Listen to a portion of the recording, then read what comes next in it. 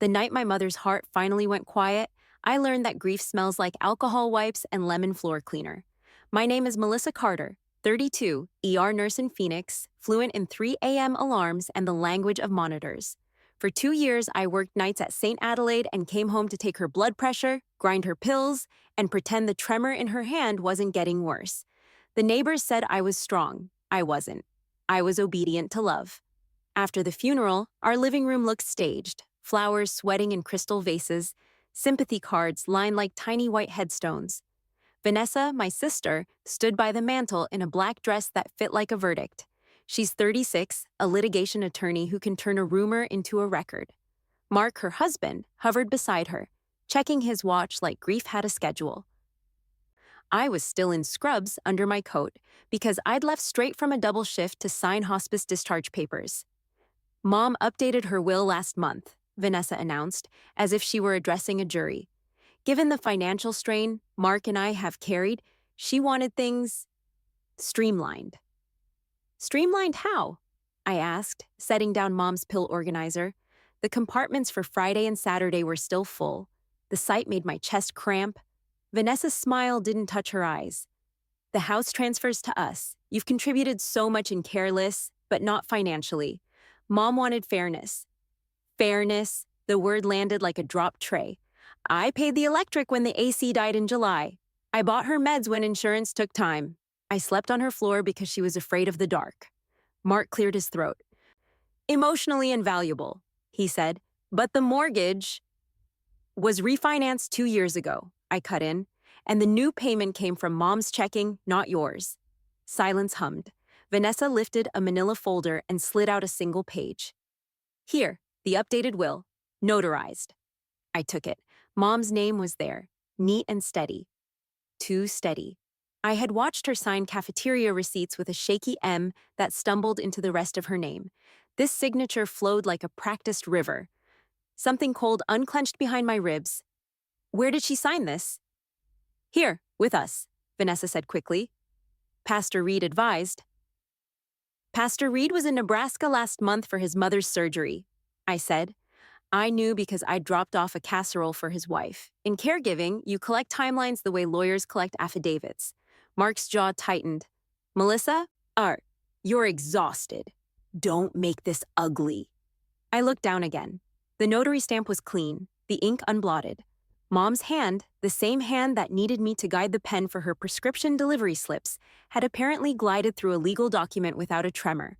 Numbers tell stories. So do signatures. Vanessa's voice softened into strategy.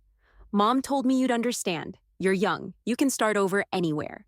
I thought of the tape marks on the kitchen linoleum, where Mom measured her steps, the dent in the couch where she watched game shows, and squeezed my fingers on the hard questions.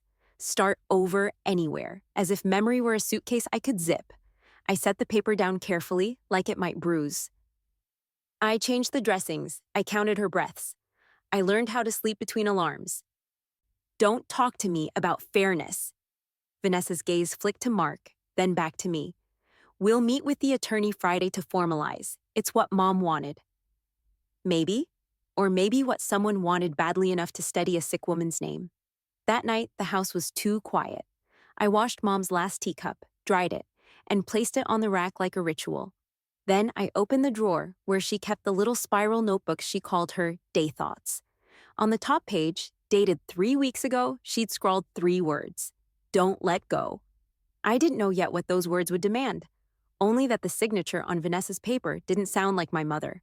And I've learned in emergency rooms and in living rooms, when the rhythm is wrong, you don't shrug. You check the pulse.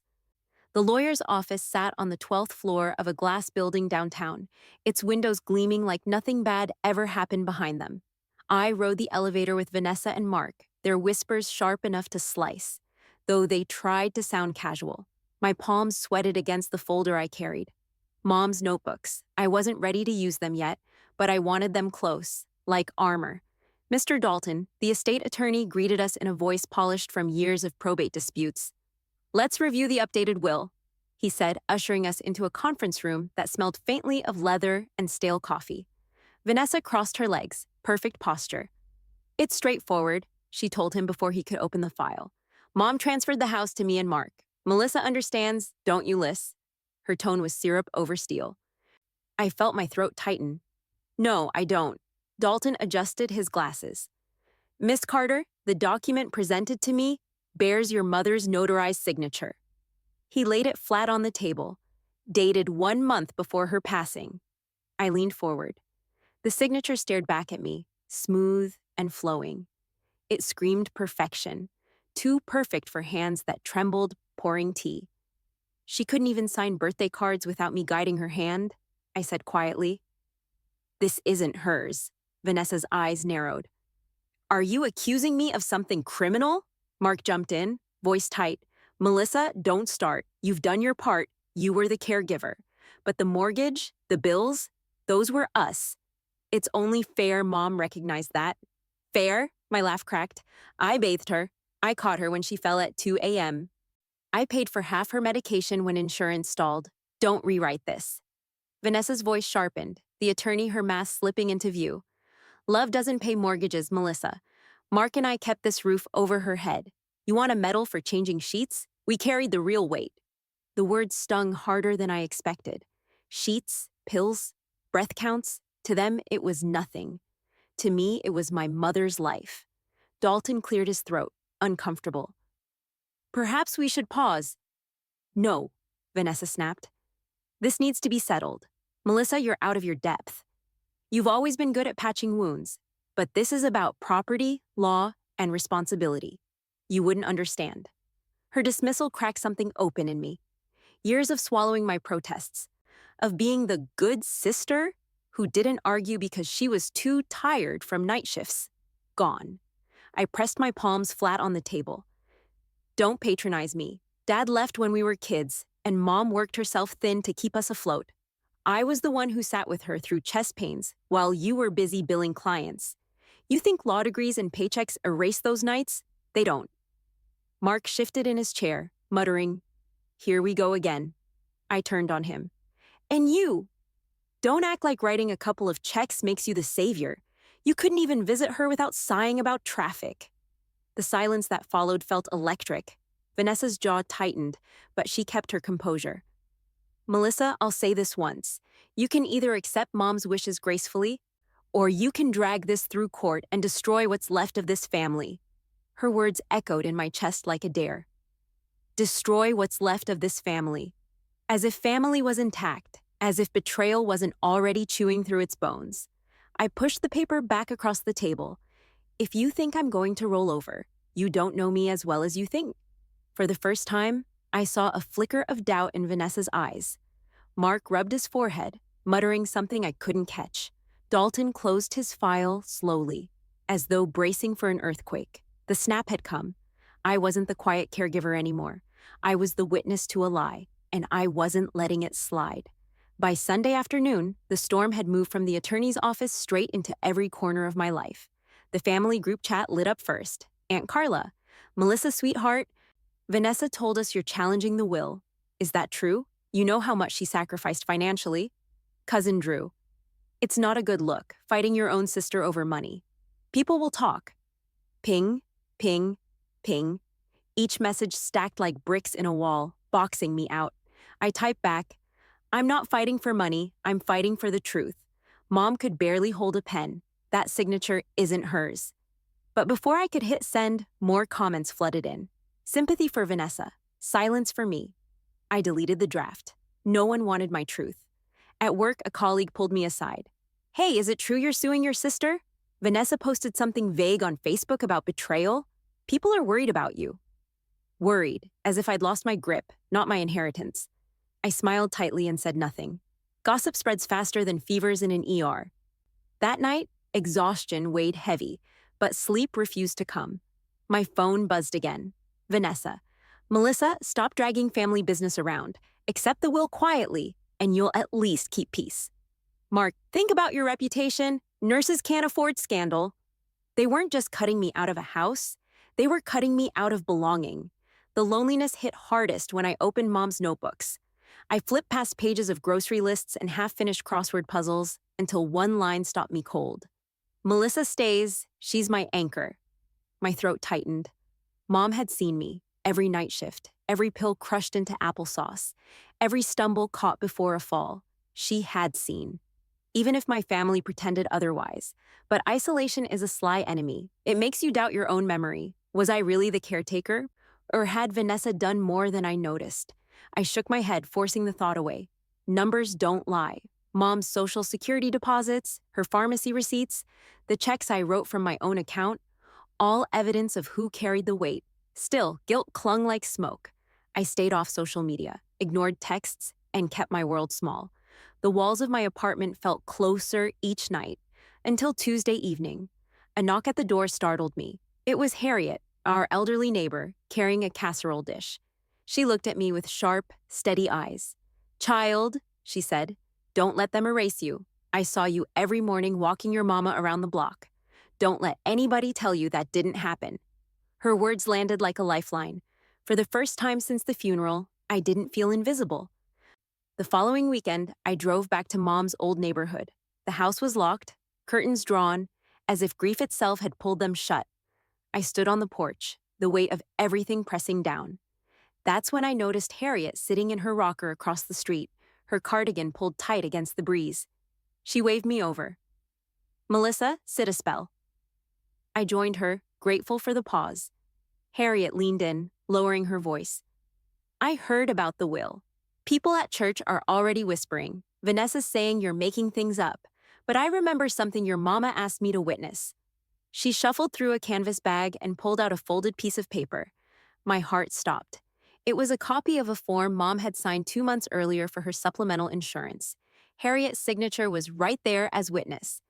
Mom's handwriting was shaky, the letters uneven like tiny hills. Nothing like the smooth, perfect swoop on Vanessa's updated will. "Your mama's hands trembled even holding a pen," Harriet said firmly. "She couldn't have signed anything steady. Anyone who claims otherwise is lying." Tears pricked my eyes. "Would you be willing to say that, if asked?" "I don't break my word," Harriet replied. "If they call me, I'll tell them exactly what I saw." I drove home clutching the copy, hope pulsing in my chest. For the first time, I had proof outside of Mom's notebooks, an outside witness. By Monday, the whispers weren't whispers anymore.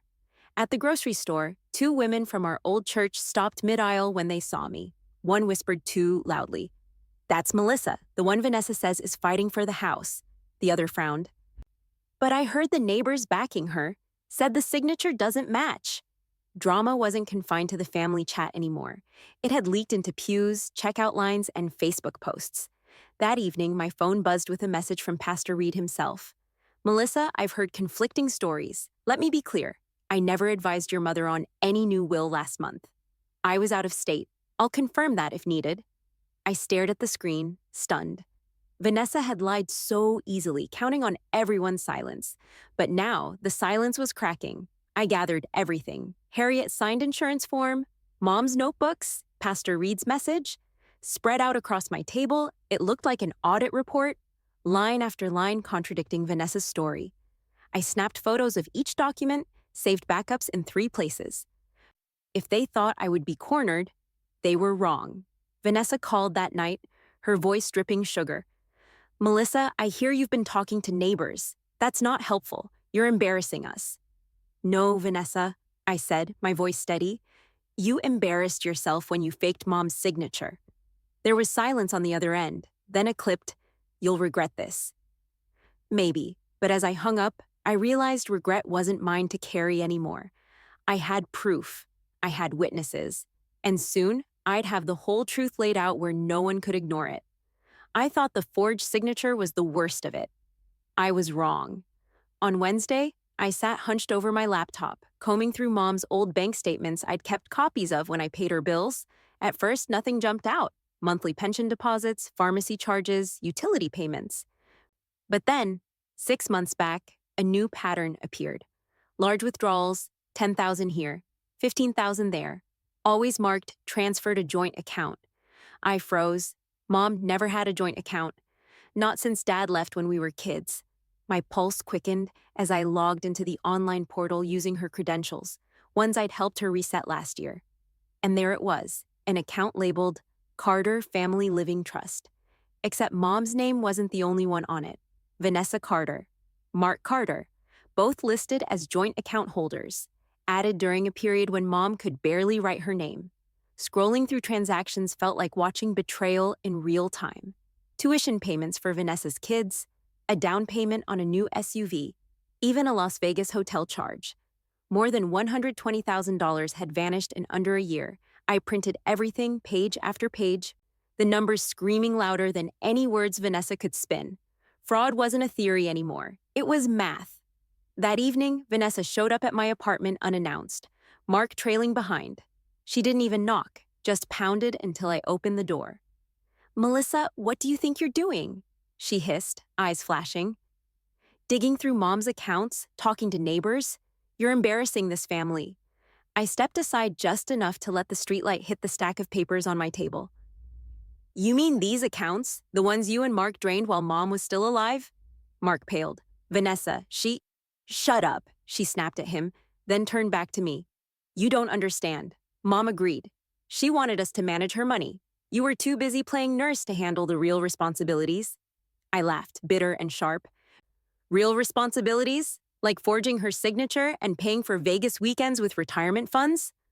Her mask cracked for a split second, panic flashing across her face. "Keep your voice down." "Why?" I shot back. "Afraid the neighbors will hear the truth instead of your version?" Mark stepped forward, hands out. "Melissa, think about this. Do you really want to drag family through court? It'll ruin us all." I met his eyes. "You ruined yourselves the second you touched mom's money."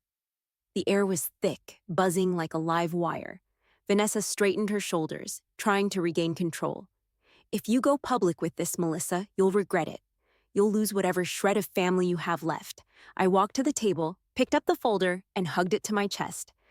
"I already lost family the night you decided greed mattered more than mom's wishes. All I have left now is truth. And on Friday, that's exactly what I'm bringing." They left without another word, the slam of my door rattling the frame. I sank into a chair, shaking, staring at the stack of printed statements. The betrayal wasn't just emotional anymore. It was financial theft, cold and deliberate. But as fear ebbed, resolve hardened. This wasn't only about me. It was about mom, about every breath I counted and every pill I crushed while they siphoned away her savings. Friday's meeting would not just be a reading of a will. It would be a reckoning. If this were your family, what would you do? Drop your story and subscribe Revenge Stories. Women 25. Friday morning, the conference room at Dalton and Associates felt colder than usual. Maybe it was the air conditioning. Maybe it was the weight of everything we'd all carried into that room. Vanessa and Mark arrived first, dressed like they were heading to a board meeting, not a reckoning. I followed with my folder clutched to my chest, the papers inside heavier than any textbook I'd ever studied. Mr. Dalton, steady and formal, called the session to order. "We're here to finalize the estate of Margaret Carter," he said. "I have before me a will dated last month, naming Vanessa and Mark Carter as sole inheritors of the primary residence." Vanessa's lips curved. As expected, I laid my folder on the table. "Not so fast," Dalton blinked. "Miss Carter?" I opened the folder slowly, deliberately, pulling out Harriet's witnessed insurance form, Pastor Reed's written statement, Mom's notebook with her shaky handwriting, and finally, the bank statements. "This isn't just about a house. It's about fraud, and I have proof." Vanessa stiffened. "You can't just throw around accusations." I slid Harriet's form forward. "Here's Mom's signature, witnessed by Harriet 6 weeks before she died. Compare it to the perfect swoop on your will. They don't match." Dalton frowned, comparing the two. "The differences are significant." Before Vanessa could respond, I placed Pastor Reed's note on the table. "He was in Nebraska the week you claim Mom signed this will under his advisement. He confirms he wasn't present. So either Mom signed without him, or someone is lying." Mark shifted uneasily, his hand twitching against the armrest. Then I dropped the final stack of statements onto the table, each page marked in highlighter. "And here are withdrawals from a joint account Mom never authorized. Over $120,000 siphoned in less than a year. Payments for tuition, cars, even Vegas hotels. Signed by you two, using her name as cover." The silence was thunderous. Dalton's eyes widened as he skimmed the pages. These are very serious forgery, unauthorized transfers, potentially criminal matters. Chris, who had been quiet until now, sitting in the corner as a supposed neutral party, sputtered. Is this true, Vanessa? Did you? Of course not, Vanessa snapped, color rising in her cheeks. Melissa is twisting everything. She's jealous. She's bitter. I leaned forward, voice calm, cutting her words like glass. Numbers don't get jealous. Bank statements don't lie. You do. Mark groaned, pressing his palms into his eyes. Vanessa? She's got us cornered. We should shut up, Vanessa hissed, but the veneer had shattered. Dalton cleared his throat, his tone grave. Until this is investigated, the contested will cannot be validated. The estate reverts to the prior division, equal among the 3 children. As for the financial discrepancies, I'm obligated to refer these documents to probate court. Vanessa's chair scraped back violently. You can't do this, Melissa. You'll destroy us. I stood, gathering my papers with steady hands. No, Vanessa, you destroyed yourself the moment you put your name where Mom's should have been. I'm just showing the truth. Mark slumped in his chair, defeated. Chris looked at me with something almost like shame, maybe even respect. But I didn't linger. I turned to Dalton, nodding. Thank you for handling this legally. Walking out of that conference room, I felt lighter, though my hands still shook. The confrontation hadn't been loud, no screaming match that gossip-hungry relatives could twist into drama. It had been something sharper, colder, the kind of blow that cuts credibility to ribbons. For the first time since Mom died, I felt her beside me, whispering the words she'd scrawled in her notebook. Don't let go. I didn't. And now neither could they. The hallway outside the conference room hummed with silence, the kind that settles after a storm. I leaned against the wall, folder still in my hands, watching Vanessa and Mark stumble out a few minutes later. Their faces were pale, their confidence cracked. Chris trailed behind, eyes darting between us like he wanted to vanish. Vanessa finally spoke, her voice brittle. Melissa, listen, if this goes to court, I could lose my license. Mark could lose his job. The kids? Do you really want them to suffer because of one mistake? One mistake? My voice was low, steady. A forged will isn't a mistake, Vanessa. It's a choice. So is draining $120,000 while Mom was alive. Don't shrink it down to something small enough to excuse. Mark tried to step forward, hands open like he was pleading for calm. We didn't mean for it to go this far. We thought we could handle things better than you. You were busy playing nurse. I almost laughed at the cruelty dressed as apology. Playing nurse, I gave up shifts, traded nights, bled exhaustion into Mom's care, while you two signed her name and cashed her future. Don't talk to me about better. Chris finally spoke, voice breaking. She dragged me into it, Melissa. I didn't know it was fraud. I swear I didn't. I was just following her lead. I turned to him, exhaustion heavy in my bones. You're 31 years old, Chris. Following someone else isn't a defense. It's a choice, too. Vanessa's eyes filled, though I wasn't sure if it was guilt or fear. Please, just don't press charges. Keep it in the family. We'll sign over the house. We'll pay you back. Just don't ruin us. For a long moment, I stared at them. The polished sister who had always dismissed me, the brother who hid behind her, the brother-in-law who thought money gave him leverage. And I felt nothing. Not rage, not triumph, just the clarity of knowing I was done carrying their weight. I'm not here to ruin you, I said quietly, but I won't protect you either. The lawyer has everything now. Whatever comes, comes. Mark's shoulders slumped. Chris buried his face in his hands. Vanessa turned away, muttering, You'll regret this. No, I whispered more to myself than to them. I'll finally breathe. I walked past them without looking back. Forgiveness wasn't mine to give, not when the wound was still fresh, not when their hands were still dirty. Maybe time would dull the edges, maybe not. But today, forgiveness would have been another betrayal of myself, of Mom, of the truth, and I was done betraying myself. 2 weeks later, I carried the last box into Mom's lake house. The walls smelled faintly of cedar and dust, like time itself had been waiting for me. The porch swing creaked in the breeze, the same one where Mom and I used to sit with iced tea and listen to cicadas hum. Now it was mine, not by Vanessa's grace, not by anyone's permission, but because Mom had wanted it that way. I unpacked slowly, carefully. Her quilt went over the bed. The spiral notebooks lined a shelf, their covers bent and ink smudged. I set a framed photo of her by the window, Mom holding my hand on my first day in scrubs. The lake glimmered behind us in that picture, and now it glimmered outside the glass in real life. At first, the silence felt heavy, like absence pressing against the walls. But then it shifted. The quiet became space. Space to rest, to rebuild, to live without waiting for someone else to erase me. Neighbors stopped by with casseroles, and Harriet came over with a smile. "Your mama would be proud," she said, squeezing my hand. "Not because you won, but because you stood firm." I nodded, swallowing hard. For once, I didn't let her down. Most days I still woke before dawn, body wired from years of hospital shifts, but instead of alarms and charting vitals, I walked the lake's edge with a camera slung over my shoulder. Photography had been a dream I'd shelved during Mom's illness, but now each sunrise was a frame waiting to be captured. Vanessa and Mark didn't call. Chris sent one message: "I'm sorry, but I never replied." Their silence was its own answer.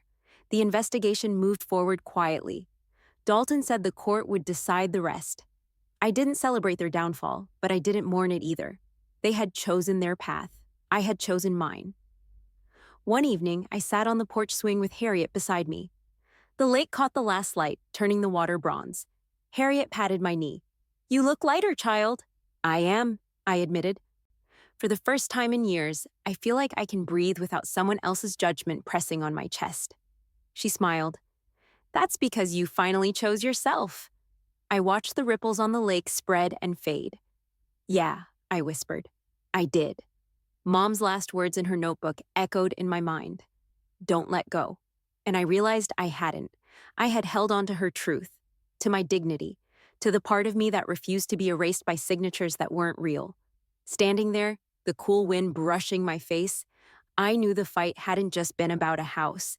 It had been about my place in this family, my worth, my right to exist without apology. And I had claimed it. I wasn't the forgotten caretaker anymore. I was Melissa Carter, nurse, daughter, woman who had survived betrayal and found something stronger on the other side. I took a deep breath, the lake air filling my lungs, and said it out loud, letting the words carry across the water. "I choose me. I choose me. Tell me what you do. Drop your story and subscribe Revenge Stories. Women 25.